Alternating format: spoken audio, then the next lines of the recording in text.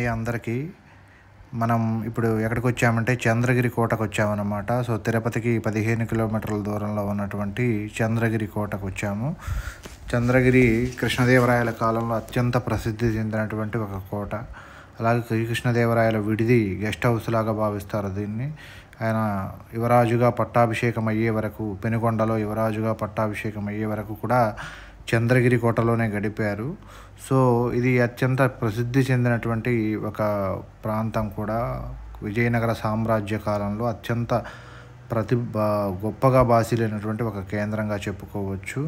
So, ఇది తిరుపతికి కూతవేట దూరంలో ఉందన్నమాట. మనకి వెహికల్ తీసుకొని వెళ్ళొచ్చు. మనం ఇది బయట సైడ్ అనమాట, అంటే కోట మెయిన్ ప్రాంగణం ఇదంతా కూడా. మనకి ఇటు సైడ్ అక్కడ కనిపిస్తున్నటువంటి గేటు చూశారు కదా, ద్వారం ఒకటి కనపడుతుంది ఎంట్రన్స్. అది ప్రధాన ప్రవేశిక మూడవ ద్వారం అనమాట. మొత్తం కోటకి 3 ద్వారాలు ఉన్నాయి. ఆ 3లో మూడవ ద్వారంలో ఈ ప్రధాన ప్రాంగణం ఉంటుంది. రాజులు, రాణులు, అలాగే వారు పూజించుకునేటువంటి దేవాలయాల సముదాయం. ఇదంతా కూడా ఆర్కియాలజీ సర్వే ఆఫ్ ఇండియా ఆధ్వర్యంలో నిర్వహించబడుతూ ఉంది. సో, అడల్ట్స్కి 25 రూపీస్ టికెట్తో మనం లోపలికి ఎంటర్ అవ్వచ్చు. అక్కడ శాసనాలు కానివ్వండి, వాటికి సంబంధించినటువంటి కంప్లీట్ డీటెయిల్స్ అలా శిలాఫలకాల రూపంలో వేశారు. ఇది ఫలకాల రూపంలో వేశారు. కోట అంటే రాజమహల్ అలాగే రాణిమహల్ ఉన్న ప్రాంతంలో ఒక పెద్ద కాలువ కూడా ఉంది. వెనక సైడ్ మీకు కనపడుతూ ఉంటుంది. చాలా అద్భుతంగా ఉంది ఈ ఏరియా అంతా కూడా. మొత్తం కూడా 25.5 ఎకరాలలో ఈ కోట విస్తరించి ఉందండి, చంద్రగిరి కోట. సో, ఇందులో ప్రధానంగా చెప్పుకోవాల్సింది రాజమహల్, రాణిమహల్, అలాగే వాళ్ళు ఆరాధించే దేవాలయాలు. కొండపైనంతా కూడా ధ్వంసం అయిపోయింది. సో, ప్రధానంగా మనం చూడాల్సింది ఈ రాజమహల్, రాణిమహల్. రాజమహల్ని మనకి మ్యూజియంగా మార్చారు. అలాగే యాగంటిలోను లేకపోతే గుడిమల్లంలోను, ఇక్కడ చంద్రగిరిలో దొరికిన అత్యంత పురాతనమైనటువంటి శిల్పాలు, శిలలు, అలాగే వాటికి సంబంధించిన శాసనాలకు సంబంధించి దీన్ని ఒక ప్రదర్శన మ్యూజియంగా మార్చారు. సో, సహజంగా చంద్రగిరి కోటని 11వ శతాబ్దంలోనే నిర్మించడం జరిగింది. యాదవ పాలకులు దీన్ని నిర్మించారు. తర్వాత విజయనగర సామ్రాజ్యకులు దీన్ని అత్యంత ఉపయోగించుకున్నారని చెప్పుకోవచ్చు. సో, ప్రధానంగా శ్రీకృష్ణదేవరాయలు పెనుగొండలో పట్టాభిషేకం చేసే వరకు ఇక్కడే ఉన్నారు. అంతేకాకుండా ఈ కోటలోనే ఆయన రాణి చిన్నాదేవిని కలుసుకున్నారు మొదటిసారిగా అనేటువంటి ఒక ఇది కూడా ఉంది, ఒక ప్రచారము. అదేవిధంగా విజయనగర సామ్రాజ్యం యొక్క 4వ రాజధాని చంద్రగిరి. సో, గోల్కొండ సుల్తానులు పెనుగొండపై దాడి చేసినప్పుడు ఆయన రాజధానిని చంద్రగిరికి మార్చడం జరిగింది. ప్రధానంగా రాజమహల్ 3 అంతస్తుల్లో ఉంటుంది. విజయనగర ఆర్కిటెక్చర్ తోటి అద్భుతంగా ఉంటుంది. అది మనకు కనిపించేది రాణిమహల్ అండి.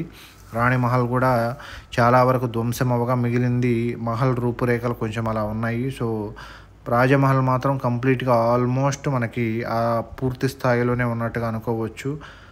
గోపురం ఆర్కిటెక్చర్తో అద్భుతంగా ఉంటుంది. లోపలంతా కూడా మనకు ఎలో లేదు. ఒక గది వీడియో మీకు ముందు కనిపిస్తుంది. సో, ఇక్కడ ప్రధానంగా అక్కడికి వచ్చిన దొరికిన శిల్పాలు, వైష్ణవ దేవుళ్ళ యొక్క శిల్పాలు, లేకపోతే శివుడికి సంబంధించిన శిల్పాలు, శాసనాలు, గుడిమల్లం యొక్క శివుడి యొక్క నమూనా ఆర్కిటెక్చర్ అంతా కూడా ఈ కోటలో మ్యూజియంగా పెట్టారు. అంటే ప్రధానంగా రాజమహల్లో మ్యూజియంగా పెట్టారు. సో, ఇది మనకి కనిపించేది వచ్చేసి రాణిమహల్. అది ఆ భాగం మాత్రం మిగిలి ఉంది. చుట్టూ ఆనవాళ్ళు ఉన్నాయి. ఈ కోట చాలా పెద్ద రాణిమహల్ కూడా. కాకపోతే ఆ భాగం అంతా, మిగిలిన భాగం అంతా ధ్వంసమైపోయింది. సో, కాబట్టి ప్రధానంగా దీంట్లో ఆర్కిటెక్చర్ మనం చూడవచ్చు. లేకపోతే విజయనగర సామ్రాజ్యం కాలం నాటి నాణ్యాలు, అలాగే కత్తులు, అలాగే అక్కడ సోల్జర్ స్కూల్కి సంబంధించినటువంటి ఇవి. సో, చూడండి, ఇది రాణిమహల్ మీద కూడా అద్భుతమైనటువంటి ఆర్కిటెక్చర్ ఉంది. కింద మొదటి గ్రౌండ్ ఫ్లోర్ అనమాట ఇదంతా రాణిమహల్లో. అలాగే అరుగులు, లేకపోతే లోపల హాలు, ఇవన్నీ కూడా మనం చూడొచ్చు. పైకి వెళ్ళడానికి ఏంటంటే అనుమతి లేదు, అవి తాళం వేసేసారు. సో, ఎంతవరకు మనకు అందుబాటులో ఉన్నవరకు మనం చూపించడం జరుగుతుందన్నమాట. ఇది చాలా ప్లెజెంట్గా, చాలా అద్భుతంగా ఉంది. తప్పనిసరిగా తెలుగువారు తప్పనిసరిగా చూడదగినటువంటి చారిత్రాత్మక ప్రదేశాలలో చంద్రగిరి ఒకటి. సో, ఇవన్నీ కూడా మనకి కోట రాణిమహల్ ఆనవాళ్ళు అనమాట. అదంతా ధ్వంసమైపోయి ఆ ఆనవాళ్ళు మాత్రం ఉన్నాయి. కోట మీరు ఇదిగో చూడండి, ఒక వ్యూ ఆఫ్ కోట ఎంత అద్భుతంగా ఉంటుందో రాణిమహల్ మీరు ఒక్కసారి చూద్దరు కానీ. సో ఇది రాణిమహల్ ఫ్రంట్ వ్యూ. మీరు ఇక్కడ నుంచి చూస్తే అద్భుతంగా కనపడుతుంది. చాలా వరకు ధ్వంసం అవ్వక మిగిలిపోయింది అది. ఆ పైకి మనకు ఎలవ్ లేదు.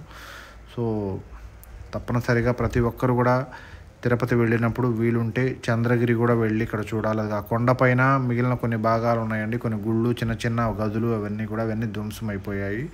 Thank you.